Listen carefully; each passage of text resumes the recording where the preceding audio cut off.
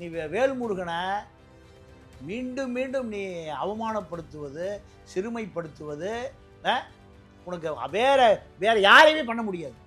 வேற யாரையும் பண்ண முடியாது. பண்ணா துரைமுருகனுடைய காட்பாடி அரசியல் கதை முடிஞ்சு போகும். No compromise.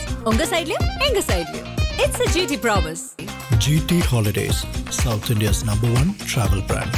ஆச்சி ராயல் குலோப் ஜாமுன் பேக்ஸ் ஒன்று வாங்கினால் ஒன்று இலவசம். குறைந்த விலை நிறைந்த தரம், தங்கள் தேவைகள் அனைத்தும் ஒரே இடத்தில். ஜெயச்சந்திரன். துரைமுருகனை பொறுத்தவரை தமிழ வாழ்வுரிமை கட்சி தலைவராக வேல்முருகனை அங்கீகரிக்கிறது.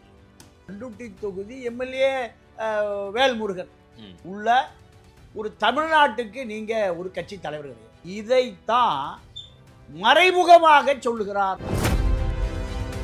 நாடாளுமன்ற உறுப்பினர் இருக்காரு, டெல்லிக்கு போறாரு. டெல்லிக்கு போனா மத்திய சென்னை தொகுதி பிரச்சனை மட்டுமா பேசுவாங்க?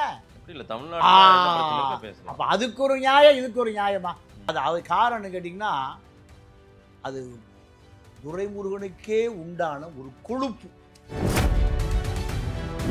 வெளியில வந்து நம்ம அண்ணன் வேல்முருகன் நீர்வளத்துறையில் நடக்கிற ஊழல், மணல் லாரி எத்தனை லாரி ஓடுது, எவ்வளவு சட்டத்துக்கு ஆட்சியே கவுந்துரும். அவரு அது தெரியுமா? வேல்முருகன் 100% தெரியும், 200% தெரியும். அது ஏன் துரைமுருகனோட ஒட்டி சொல்றீங்க? அவர் பண்ற ஊழல், அவர் பண்ற ஊழல் தான். காட்பாடியில தேர்தல் ரிசல்ட் வந்துட்டே இருக்கு, முன்ன பின்ன ஓடுது. இழுபறியில ஓடுது. போன் போட்டு அழுகிறாரு. யார்கிட்ட? முதலமைச்சர் ஸ்டாலின். தம்பி, எனக்கு நெஞ்சு வலிக்குது, மாத்திரையெல்லாம் போடுறேன், பிபி ஏறுது, எனக்கு கவுத்தி விட்டானுவா. யாரு? சொந்த கட்சியே கவுத்தி விட்டானுங்க. கச்சத்தீவு என்ன ராமநாதபுரத்துக்கான சொந்தமான பிரச்சனையா? கச்சத்தீவு மீனவருக்கு சொந்தமான பிரச்சனை? அப்படி அல்ல. கச்சத்தீவு என்பது காஷ்மீர் முதல் கன்னியாகுமரி வரை இருக்கக்கூடியவனுக்கான பிரச்சனை. இப்போ துரைமுருகனை பொறுத்த வரைக்கும் எப்படியாவது வேல்முருகனை என்ன பண்ணணும்? சிறுமைப்படுத்தணும். இதுதான் அவருடைய நோக்கம். தமிழ்நாட்டில் ஒரு இளம் தலைவர் வேல்முருகன், மக்கள் பூரா மதிக்கக்கூடிய, வளர்ந்து வரக்கூடிய, எதிர்காலத்தில் இன்னொரு 20 ஆண்டு ஆன பிறகு இவர் மூத்த தலைவர். கூட விஜய், உதயநிதி, மிதுன் இப்படி இருக்கக்கூடிய தலைவர்களை விட பக்குவமான தலைவர். உலகம் முழுக்க இருக்கக்கூடிய ஈழத்தமிழர்களும் மதிக்கக்கூடிய ஒரு தமிழர். அப்போ இவர் இவ்வளவு அமைதி காப்பதற்கு என்ன காரணம் எல்லாரும் கேட்க. நீ வேல்முருகனை மீண்டும் மீண்டும் நீ அவமானப்படுத்துவது, சிறுமைப்படுத்துவது உனக்கு வேற யாரையுமே பண்ண முடியாது. வேற யாரையும் பண்ண முடியாது. பண்ணா துரைமுருகனுடைய காட்பாடி அரசியல் கதை முடிஞ்சு போகும். நேற்றுக்கு அண்ணாமலைக்கு மன்றம் எல்லாம் வேற தொடங்கியிருக்கு. ஆமா, ஏற்கனவே ரசிகர் மன்றம் எல்லாம் ஒண்ணு ஆரம்பிச்சாங்க, கொடியெல்லாம் ஆரம்பிச்சாங்க. இப்ப கார்ல கொடி கட்டுற அளவுக்கு அண்ணாமலை படம் எல்லாம் போட்டு எல்லாம் வந்துச்சு. பாத்தீங்களா? அந்த மாதிரி எல்லாம் போயிட்டு இருக்கு. இதெல்லாம் நான் விரும்பல, நீங்க எல்லாம் உங்க பொழப்ப பாருங்கன்னு அண்ணாமலையும் அறிக்கை கொடுத்திருக்காரு, மறுப்பு தெரிவிச்சிருக்காரு. என்ன நடக்குது அண்ணாமலையை சுத்தி? இப்போ பாஜகவுல ஒரு 4 ஆண்டு காலம் ஒரு அறிவிக்கப்படாத தமிழ்நாட்டினுடைய ஒரு பர்சனாலிட்டியா பாஜகவுல அண்ணாமலை மாறிட்டார். அவருக்கு ஒரு எண்ணம் இருக்கலாம், புதுக்கட்சி தொடங்கலாம்னு. இல்ல, ஆனா அவர் பிஜேபியின் அடையாளமா தானே இருக்காரு. தேசிய பொறுப்புல கொடுக்க போறதா சொல்றாங்க. இப்படிதான் 6 மாசமா சொல்லிட்டு இருக்கு. இன்னொரு 6 மாசம் இப்படிதான் தேசிய பொறுப்பு வரும். என்ன, பாஜக ஒருவரை கலட்டுவதற்கு முன்பு பல ஆராய்ச்சி பண்ணுவாங்க.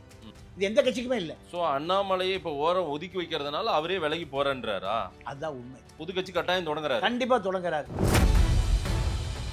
அதன் தமிழர்களுக்கு வணக்கம். பல்வேறு துறைகளில் ஆக சிறந்த ஆளுமைகளை சந்தித்து நாம் நேர்காணல் எடுத்து வருகிறோம். அந்த வகையில் மீண்டும் நம்மோடு இணைந்திருக்கிறார் மூத்த பத்திரிகையாளர் தமிழா பாண்டியன் அவர்கள். அவரிடம் கேட்பதற்கு நிறைய இருக்கின்ற வாரங்கள் அவருமே கேட்போம். வணக்கம் பாண்டியன் சார். வணக்கம் பாண்டியன் சார். இந்த சட்டமன்ற நிகழ்வுகளை நீங்க கூட நீண்ட காலமா பார்த்துட்டு இருக்கீங்க.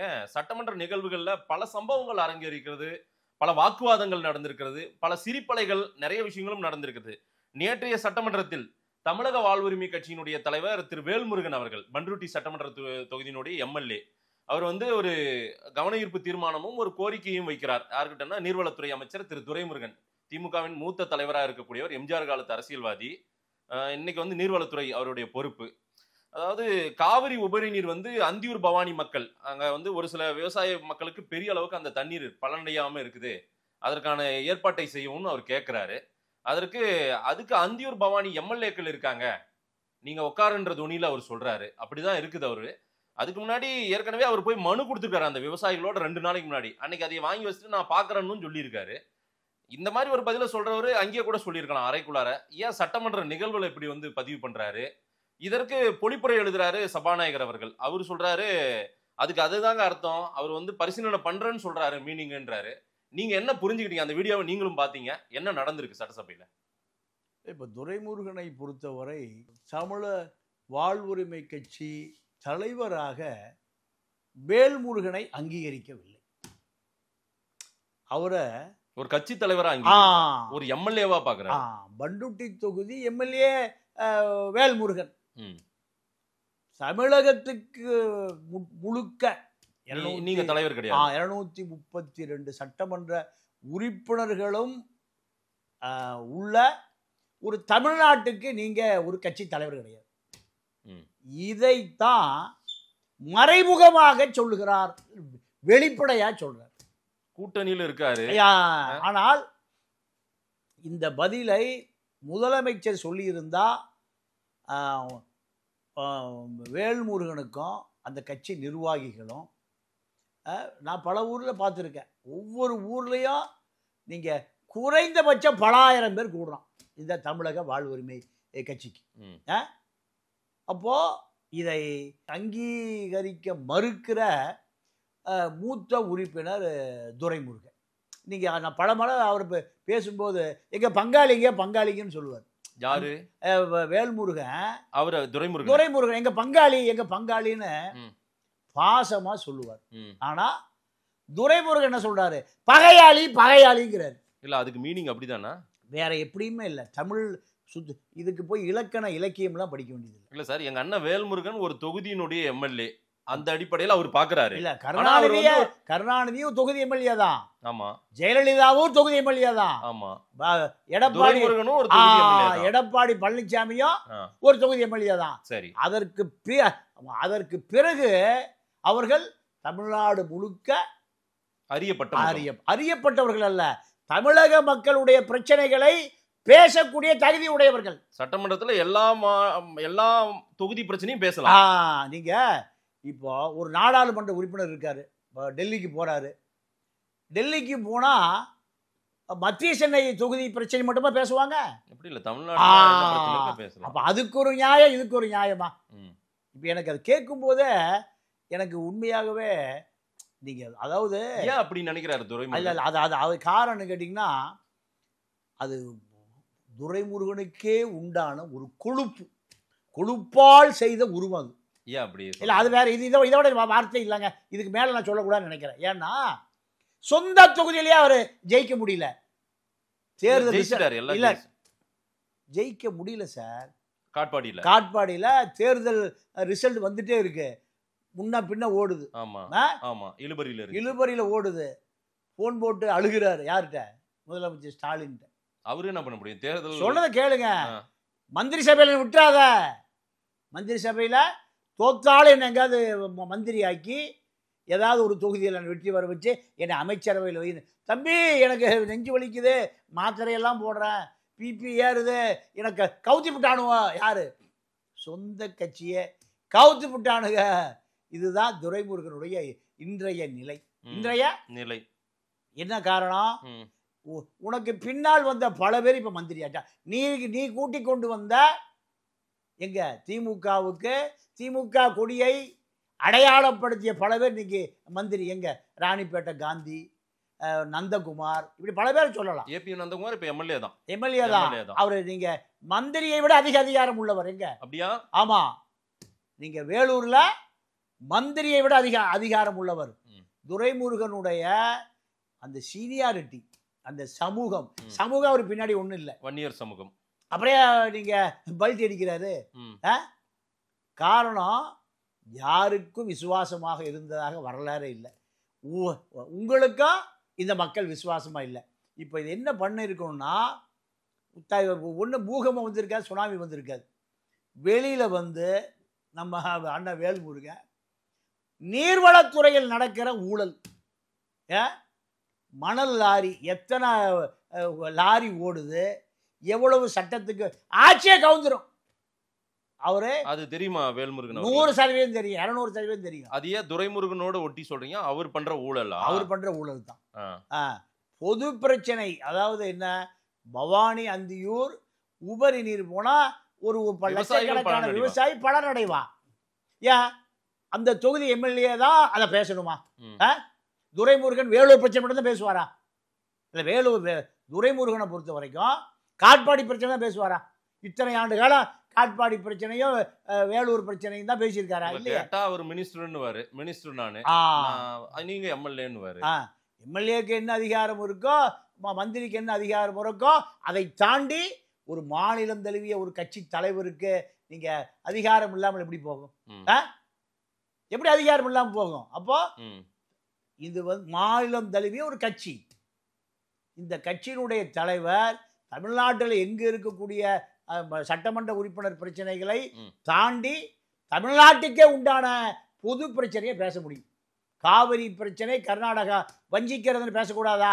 அப்ப மேட்டூர்ல இருக்கிறவங்க தான் காவிரி பிரச்சனை பேசணுமா? கன்னியாகுமரியில் இருக்கிற பேசக்கூடாதா? இப்படி ஒரு காவிரி என்பது எதுக்கு யாருக்கு சொந்தமானது?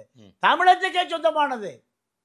காவிரி என்பது தமிழ்நாட்டு உரிமைனா இங்க இருக்கிற 6.5 கோடி வாக்காளர் மக்கள் 8 கோடி பேர் இருக்கான். 8 கோடி பேருக்கு சொந்தமான பிரச்சனை. கச்சத்தீவு என்ன ராமநாதபுரத்துக்கான சொந்தமான பிரச்சனையா? கச்சத்தீவு மீனவருக்கு சொந்தமான பிரச்சனை? அப்படி அல்ல. கச்சத்தீவு என்பது காஷ்மீர் முதல் கன்னியாகுமரி வரை இருக்கக்கூடியவனுக்கான பிரச்சனை. இப்ப துரைமுருகனை பொறுத்த வரைக்கும் எப்படியாவது வேல்முருகனை என்ன பண்ணணும்? சிறுமைப்படுத்தணும். இதுதான் அவருடைய நோக்கம். தான் அந்த சமூகத்தினுடைய தலைவர். தன்னை மீறி ஒருவர் வளர்ந்து விட்டாரு, அந்த கோபம் இருக்கு. யாரு? வேல்முருகன் அது அந்த கோபம் இருக்கு. வேல்முருகன் தன்னை உத்தரவு போடக்கூடிய அளவுக்கு இல்ல, அது உத்தரவுன்னு இல்ல, ரெக்வெஸ்ட் தானே அவர் கேக்குறாரு. அவர் நினைக்கிறாரு அப்படி. அப்படி நினைக்கிறாரு.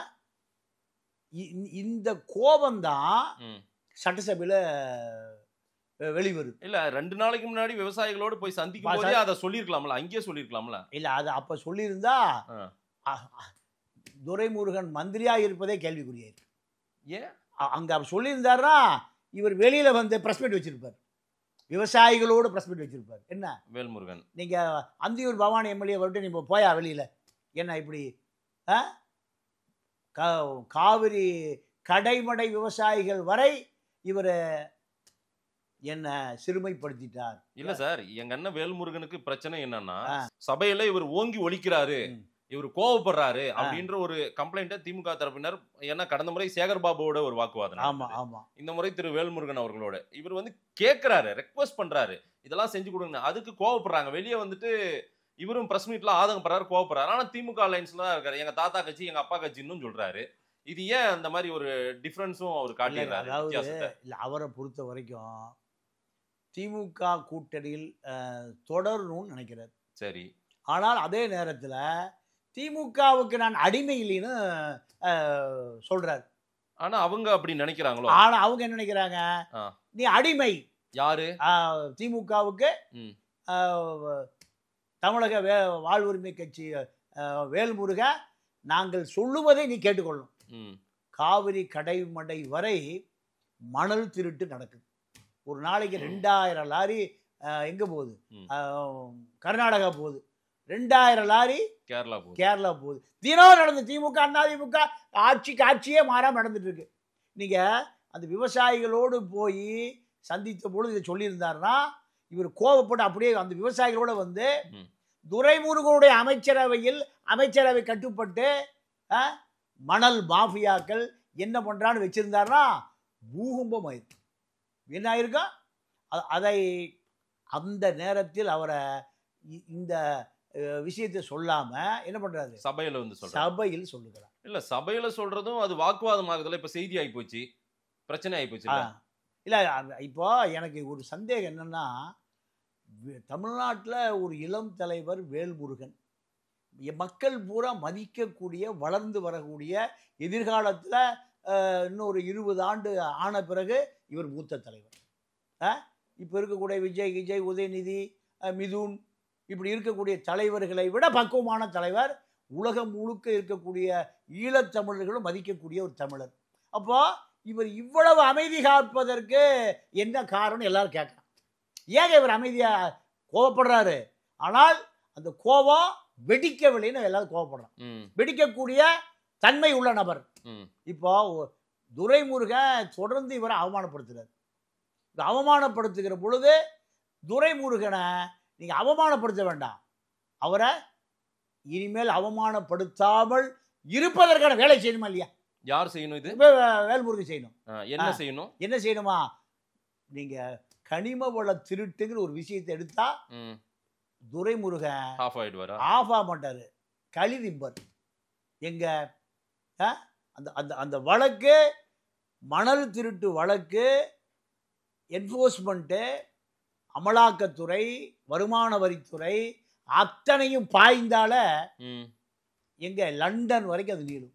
எங்க எது வரைக்கும்? எத்தனை ஜெகத் ரட்சன் வந்தாலும் காப்பாற்ற முடியாது. ஜெகத் ரட்சன் காப்பாற்றிட்டு இருக்காரு இப்போ அவர். ஏன்னா அவர் ஏற்கனவே ஒரு டெல்லியில் ஒரு லாபி வச்சிருக்கார், எம்பியா இருக்கார்.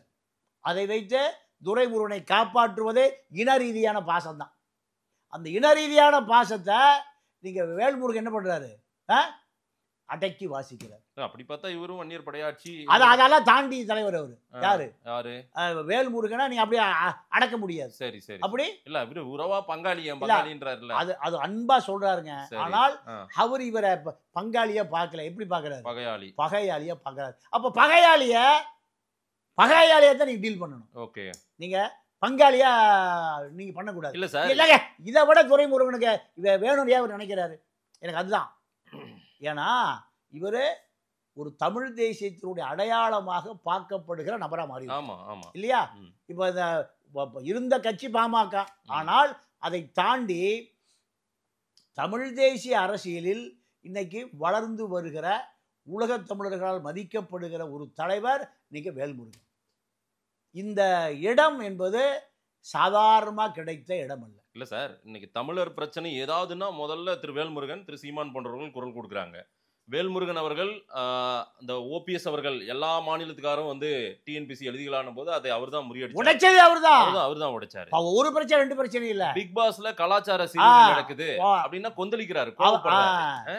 அப்ப இந்த இடத்திற்கு வருவதற்கு அவருக்கு ஏறக்குறைய பல ஆண்டுகள் பிடிச்சிருக்கு.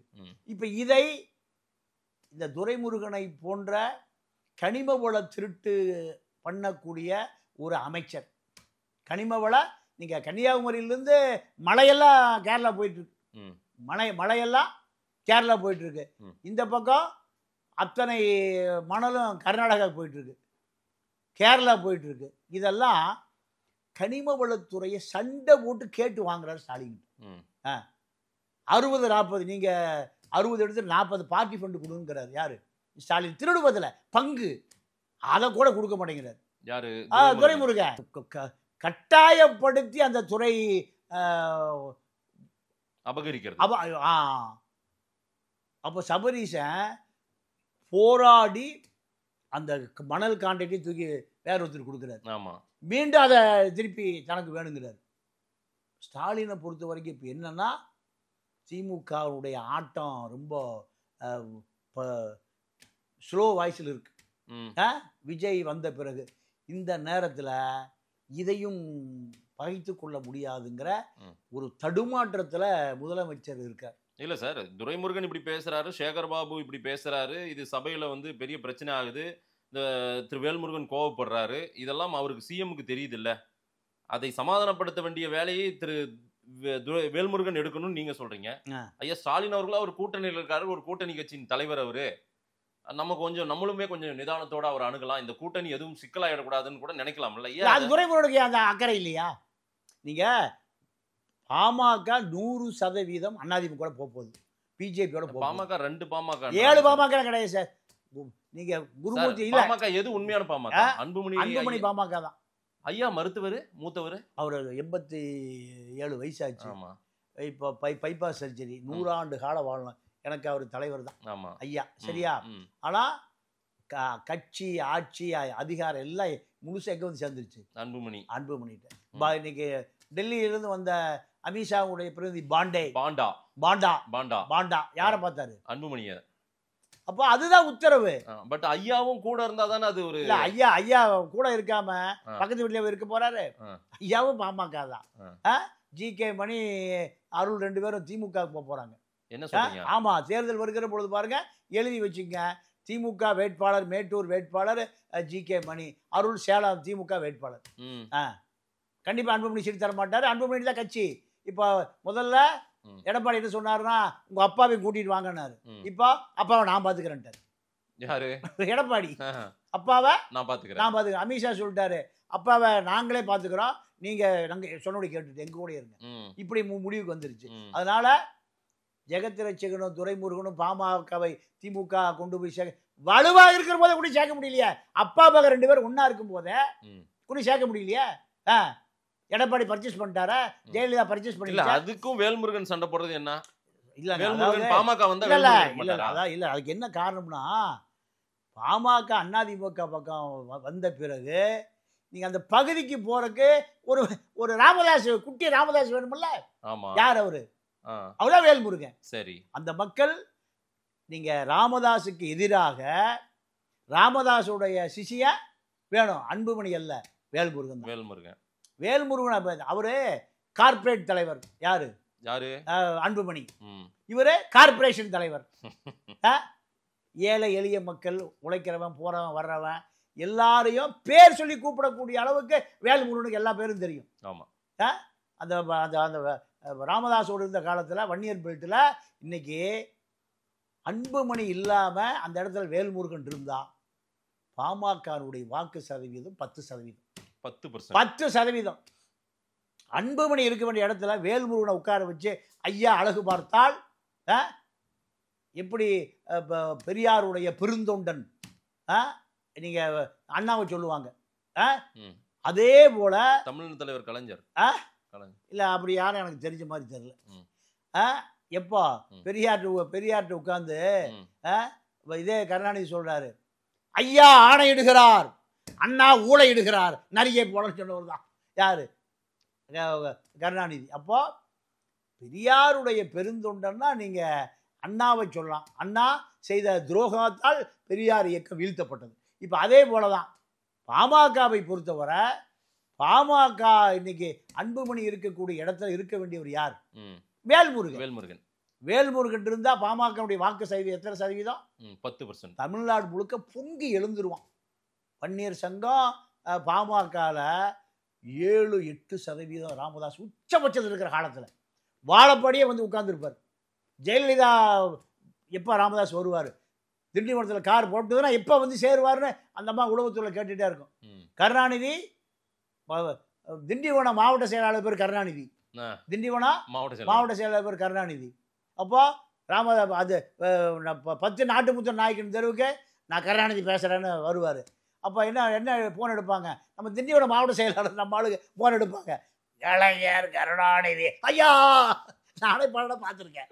இப்படியா காலம்?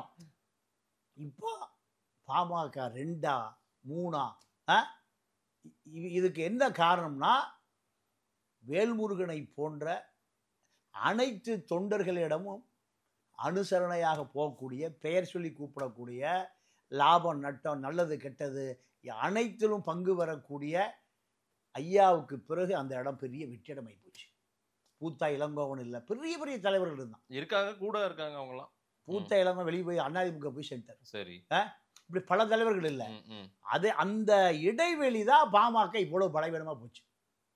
அன்புமணியை பொறுத்த வரைக்கும் மத்திய அமைச்சராக டெல்லி அரசியல் செய்வதற்கு தான் லாய்க்கே தவிர கடைக்கூடி தொண்டனோடு தொடர்பு கொள்ளக்கூடிய தகுதி அவருக்கு இல்லை.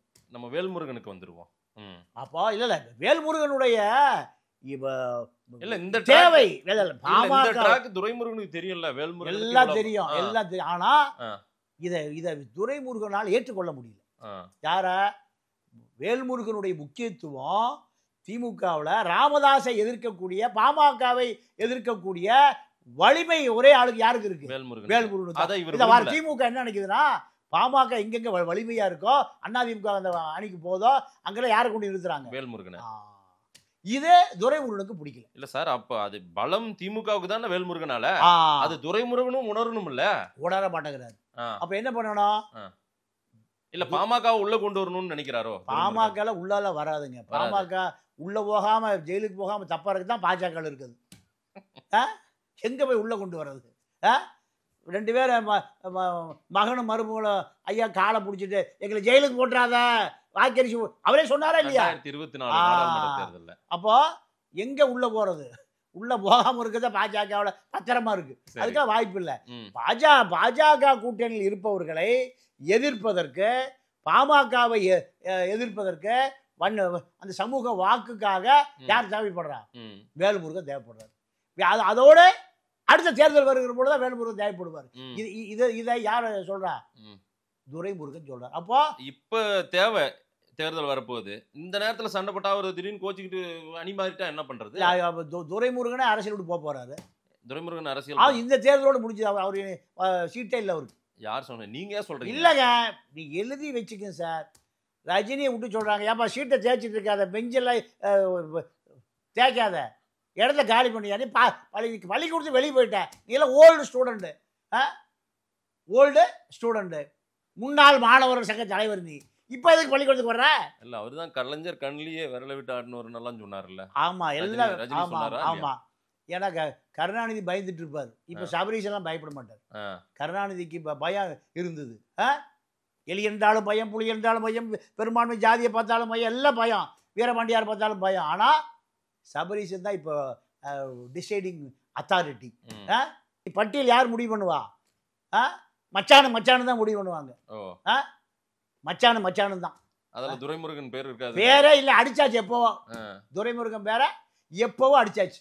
அதனாலதான் திமுக இவ்வளவு குடைச்சல்.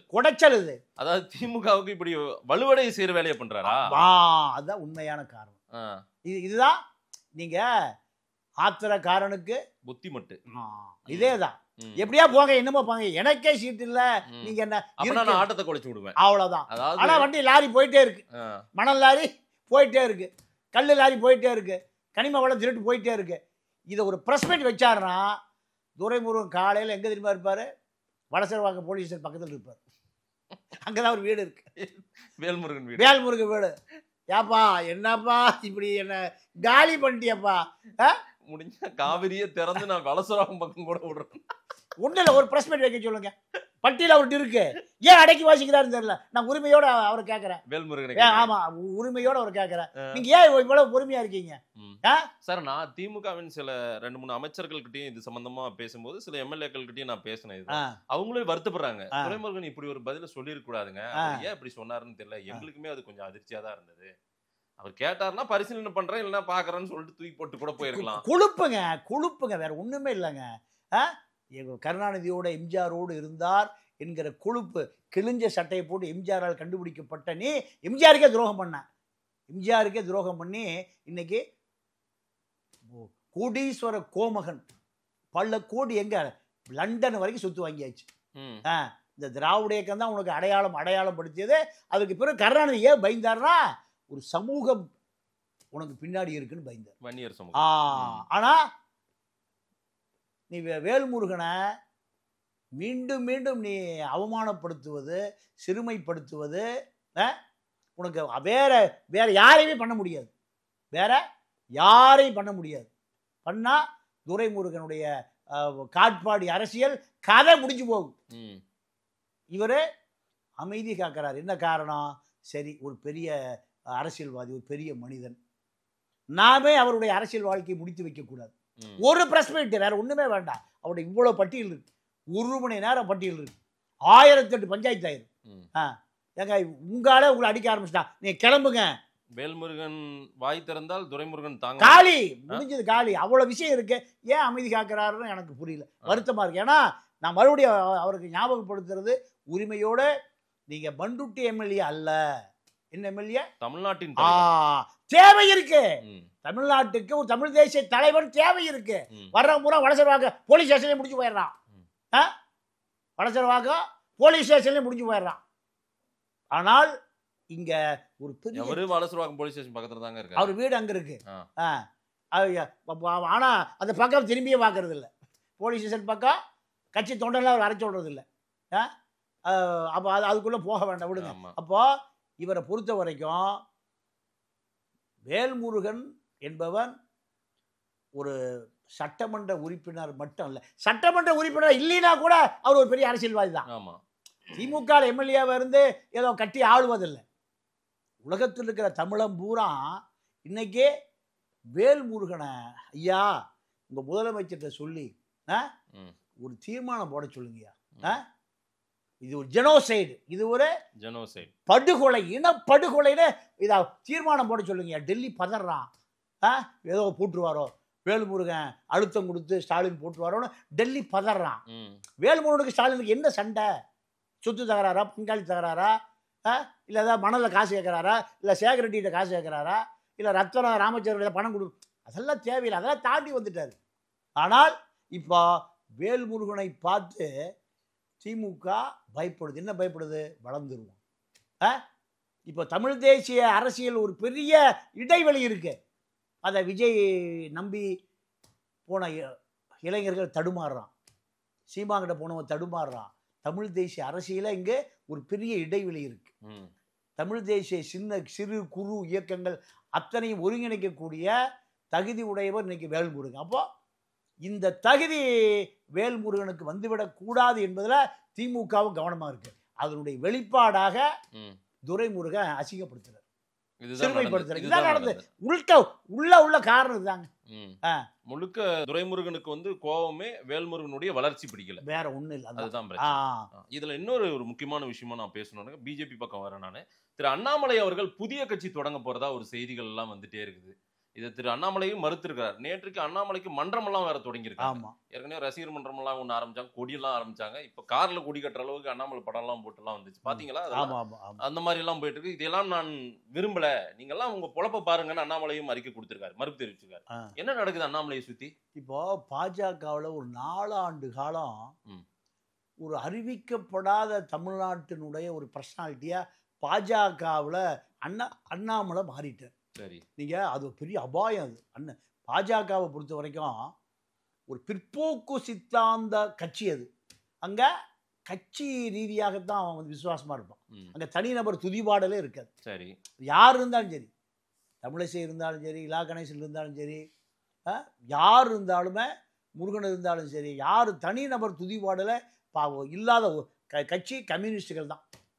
கம்யூனிஸ்டில் அந்த தலைவருக்கு என்ன அதிகாரமோ அதுதான், தனிநபர்லாம் கிடையாது. அங்கே மார்க்ஸ், ஏங்கல்ஸு, லெனின், ஸ்டாலின் தான் தலைவன். அதே போல் ஆர்எஸ்எஸ் பிஜேபியிலையும் சவார்கார், ஹெட்காவர், தீனதயாள் உபாத்யாய் இவர்கள் தான் தலைவர்கள். ஆமாம், அவன் ஓம் காளி ஜெய் காளி, பார்த்து மாதா கி ஜெய், இதுதான் பாரத் மாதா கி ஜெய், ஜெய், இதுதான் என் கோஷம். அண்ணாமலைக்கு ஜெய் அப்படின்னு சொல்லவே மாட்டான். ஆனால் வந்துருச்சு. இது பாஜகவே அதிர்ந்து போனது. ஏன்னா தனிநபர் துதிபாடல் என்பது கொள்கையே இல்லாம தனிநபரை, அது திமுக அதிமுக தான் இருக்கும். புரட்சி தலைவி வாழ்க, டாக்டர் கருணாநிதி வீட்டில் ஒரு 50 பேரை வாடகைக்கு முடிச்சு வச்சிருப்பான். எதுக்கு? வீட்டில் அவர் போகும்போது வாழ்க்கை கோஷம் போடணும், திருப்பி வரும்போது ஆர்கானிக்கா கூடிச்சு சார். நீங்க என்னத்தையாவது சொல்லி இல்லை, நீங்க இப்படியே சொல்லிட்டு இருங்க. இது தனிநபர் துதிபாடல் எங்க? திமுக அதிமுக தான். ஆனால் பாஜகவில் அவன் அதிகமாக மோடியே வந்தாலும் பாரதி மாதா கி ஜெய் இதுதான் சொல்லுவான். ஓம் காளி ஜெய் காளி இதுதான். இப்போ அண்ணாமலை வாழ்கிற அபாயம் அண்ணாமலை பாஜகவுக்கு தலைவரான பிறகுதான் வந்தது.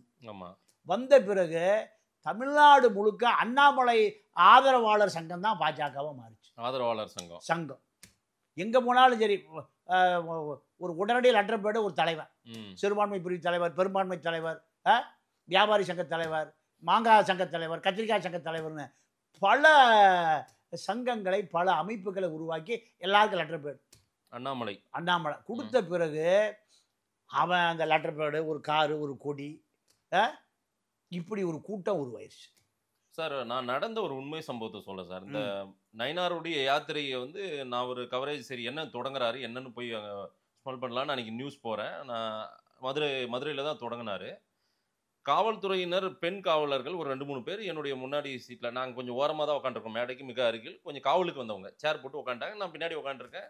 அதுல ஒரு சிலருக்கு என்னை தெரியுது, நம்மள வழக்கமா பாக்குறவங்க போல. அதுல ஒரு 2-3 பேர், பாக்குறவங்க கண்டிப்பா ஆமா தெரியுமில்ல. தெரியும். அதுல ஒரு 2-3 பேர் இங்க உட்காந்துருக்காங்க. அண்ணாமலை வந்திருக்காருங்களா என்கிட்ட கேட்டாங்க. வருவாருங்க. அதுவும் ஒரு அண்ணாமலை வந்தது ஒரு பெரும் சத்தம் அங்க. அதுக்கு பிறகு அண்ணாமலை பேச ஆரம்பிச்சது, இவங்க ஓடி போய் பாக்குறாங்க இந்த காவல்துறையினர். இருங்க நான் அண்ணாமலை பார்த்து நான் கேட்டேன், என்ன மேடம் எதுக்காக அண்ணாமலையை போய் பாக்குறீங்க? எங்க டிபார்ட்மெண்ட்ல இருந்து வந்திருக்காரு சார், அவரு பிடிக்கும் சார், அவரை ஒரு நல்ல தலைவர் தானே சார் அப்படின்னு பெருமையா சொல்றாங்க காவல்துறையில. அது யாரு என்னன்றது நம்ம சொல்ல தேவையில்ல, பாருங்க அப்படி இருக்காங்க. இல்ல அது என்ன நடந்ததுன்னு அதான் அதாவது பாஜகவில் இப்படி ஒரு புரட்சியா? திமுக அதிமுக இருக்கலாம், அதிமுகவில் புரட்சி தலைவர் வாழ்க, புரட்சி தலைவர் வாழ்க கோஷம் இருக்கு. இப்போ எடப்பாடி வாழ்க, நீ போட்டா வச்சுக்குவோம். ஜெயலலிதா வந்தால் ஜெயலலிதா போட்டான், இப்போ எடப்பாடி வந்தால் எடப்பாடி போட்டான், இந்த பக்கம் ஸ்டாலின் போட்டால் உதயநிதி போட்டான், சோப்புலேயே இருக்கும். அப்போது இந்த அரசியல் அண்ணாமலை போட்டால் வந்துருச்சு. இது அது என்ன காரணம்னா திமுகவை அவர் எதிர்த்து அடித்தது தான். திமுகவை திமுகவை அடித்தா சந்தோஷப்படுவான் அப்படி ஒரு கூட்டம் இருக்கு. இந்த அதை ஸ்கோர் பண்ணிட்டார். இந்த வலிமை தான் டெல்லியை பயந்தது. இங்கே மயிலாப்பூர் ஆட்கள் என்ன பண்ணாங்க, குருமூர்த்தி சொன்னார்ல, கட்சியை வளர்க்கவில்லை இவரை வளர்த்து கொண்டார் குருமூர்த்தி சொன்னார்ல. இது பாஜகனுடைய 5 வருஷம் மைண்ட் வாய்ஸ், 5 வருஷம் மைண்ட் வாய்ஸ். அப்போ இந்த மைண்ட் வாய்ஸ் தான் அண்ணாமலையை பாஜகவிலிருந்து தூர தூக்கி போட்டுது. இப்போ ஒதுக்கி இருக்கிறது அதான் காரணம். அதனாலதான் இப்ப புது கட்சியின் அந்த மனநிலையில இருக்காரா? வந்துட்டார். எடப்பாடி முதல்வர் ஆக்குன்றாரு. எல்லாம் சொல்லித்தான் ஆகணும், இல்லைன்னா பாஜக இருக்க முடியாது. ஆனால் நீங்க இப்போ 2 விஷயம் ஸ்கோர் பண்ணிட்டார். என்ன? விஜயை காப்பாத்துனது அண்ணாமலைக்கு பெரும் பங்கு. விஜய திமுகவுடைய ஆக்டோபஸ் கரங்கள் அசரா காருக்கு மூலம் கசக்க பார்த்தது. எல்லா ஷூட்டிங், சினிமா ஷூட்டிங்கு, சதுரங்க வேட்டை, வினோத் கேரவனில் இருந்தார், 26 ட்ரோன் பறந்தது, 26 கேமரா, இப்படி மதியழகனை தூக்கி 2 நாள் விசாரிச்சதுல பல உண்மைகளை சொல்லிவிட்டான். சரி, இதெல்லாம் அசரா காருக்கு மூலம் விஜய் கைது செய்யப்பட்டு திருச்சி சிறையில் அடைக்கப்படலாம். இந்த நிலைமை வந்த பொழுது ஆபத்து பாந்தவனா அண்ணாமலை தான் வந்தாரு. யாருக்கு இருக்கு? விஜயை காப்பாற்றி அண்ணாமலை. நேர ஆதவரிச்சுன்னா அண்ணாமலை 2 கார்பரேட்டுகளும் பேசணுனையும் டெல்லிக்கு 2 பேரும் டெல்லிக்கு அடுத்த தொடர்பு அமித்ஷா. அவர் எப்படா போனவரும் காத்துட்டு இருந்தார். நான் பார்த்துக்கிறேன், விட்டுருங்க, நான் பார்த்துக் கொள்ளுகிறேன். கோபால் சுப்பிரமணியமும் அரிமா சுந்தரமும் இருக்காங்க, நான் பார்த்துக்கிறேன், விடு, வேலை முடிஞ்சது. அப்படின்னா பிஜேபிக்கு தான் உண்மையா இருக்காரு அண்ணாமலை. அப்புறம் புது கட்சி தொடங்கணும்? பிஜேபிக்கு தான் உண்மையா இருக்காரு. உண்மையா இருக்கிறாரு. உண்மையா இருந்தா ஏன் தூக்குறான்? பாஜக ஏங்க தூக்குறான்? இல்ல சார், அவருக்கு ஒரு எண்ணம் இருக்கலாம் புது கட்சி தொடங்கலாம்னு. இல்ல, ஆனா அவர் பிஜேபியின் அடையாளமா தானே இருக்காரு. தேசிய பொறுப்புல கொடுக்க போறதா சொல்றாங்க. இப்படிதான் 6 மாசம் சொல்லிட்டு இருக்கு. இன்னொரு 6 மாசம் இப்படிதான் தேசிய பொறுப்பு வரும். என்ன, பாஜக ஒருவரை கலட்டுவதற்கு முன்பு பல ஆராய்ச்சி பண்ணுவாங்க, பல ஆதாரங்களை திரட்டுவாங்க. RSS பாஜக 2 அமைப்புகள் 2 பிற்போக்குத்தனமான அமைப்பு தான். சாதி சனாதனம் இப்படி அமைப்பு தான். ஆனால் அதுல ஒரு வகையான நீங்க பெரிய ஆய்வு ஆராய்ச்சி இருக்கு. இது எந்த கட்சிக்குமே இல்லை. சோ அண்ணாமலையை இப்ப ஓரம் ஒதுக்கி வைக்கிறதுனால அவரே விலகி போறேன்றாரா? அதுதான் உண்மை. புது கட்சி கட்டாயம் தொடங்குறாரு, கண்டிப்பா தொடங்குறாரு.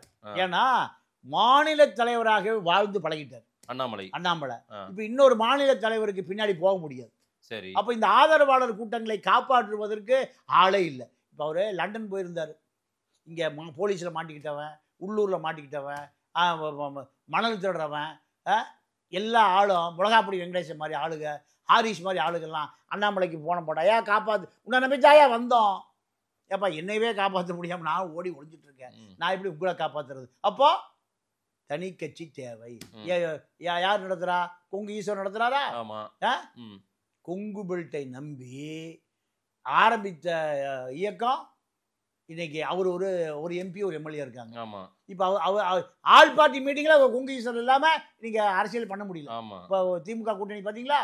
இப்போ அதே போல இடம் தனக்கு வேணும்னு விரும்புறாரு யாரு? அண்ணாமலை. அதுக்கு தனி கட்சி, வலதுசாரி சிந்தனையோடு அர்ஜுன் சம்பத் வச்சிருக்காருல்ல, வலதுசாரி சிந்தனையோடு வலதுசாரியை இல்லாமல் இவர் இடதுசாரிக்கெல்லாம் போக முடியாது அப்படின்னா என்னன்னே தெரியாது. இவருக்கு வலதுசாரி தான், ஆன்மீக ஆர்எஸ்எஸ் சாதி சனாதனம் சங்கிய அரசியல் தான். இதை அர்ஜுன் சம்பத்தை போல இந்து மகாசபை ஒரு அமைப்பை துவங்கி பாஜகவுக்கு ஆதரவாக களத்தில் இருப்பது தான் அவருடைய எதிர்கால திட்டம். அண்ணாமலை அதாவது பிஜேபில இருந்து வெளியே வந்து பிஜேபி ஆதரவு கொள்கை தான் இது. எடியூரப்பா ஃபார்முலா மாதிரி சொல்றாங்க. அதேதான். மீண்டும் பாஜகவில் இணைந்து மாநில தலைவரை கைப்பற்றுவதற்கு பைபாஸ் ரூட் இதான் நடக்குமா? கண்டிப்பா நடக்கும். ஏன்னா அவருடைய பணம் பஞ்சமே இல்லாம கிடக்கு. இந்த 4 ஆண்டு காலம் அவர் சம்பாதிச்சது துபாய், லண்டன், நொய்யலாறு வரைக்கும் வந்துருச்சு. நொய்யலாத்துல வாங்கின சொத்து வரைக்கும் வந்துருச்சு. அப்போ அவர் பணம் ஒரு பெரிய விஷயமே இல்லை. அவர் சார்ந்த சமூகம் என்ன நினைக்கிறான், நீ ஒரு தலைவராக, எல்லாமே சமூக பின்னணி தான், நீ ஒரு தலைவராக நாங்கள் பார்த்துக்கிறோம். பெரும் சமூகம் அது, பெரும் கொங்கு வேளாளர் சமூகம், பெரிய தொழில். எப்ப நடக்கும் சார் இது?